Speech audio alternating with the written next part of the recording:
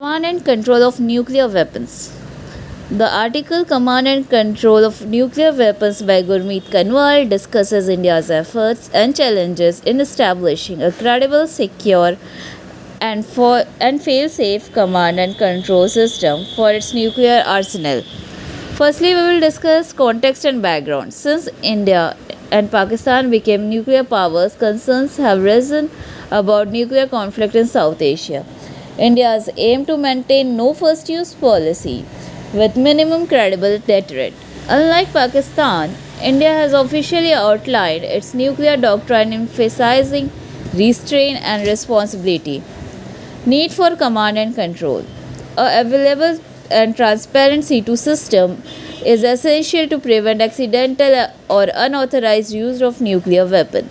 India needs a structure that ensures clear civilian control while allowing quick military execution if needed. Existing structure and limitation. The current system is based on Cabinet Committee on Security led by Prime Minister.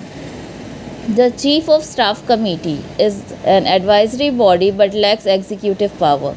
India's military leadership is integrated with Ministry of Defense, causing delays and inefficiency. Next, we will see proposed reforms. A Chief of Defense Staff and Vice Chief of Defense Staff are recommended to streamline decision making. The establishment of Strategic Forces Command is a suggested oversee nuclear operation. Creation of National Command Post with survival and redundant communication and emphasized. Next is chain of command. The article recommends a clear, undisclosed chain of succession in case of incapacity of civilian leadership. Emphasizes civilian decision making with military execution to balance control and responsiveness.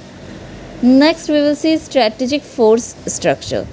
Proposes a trade-off delivery system, land, air, and sea for survivability and credibility. Advocates for forming a strategic air command and specialized squadrons for nuclear delivery.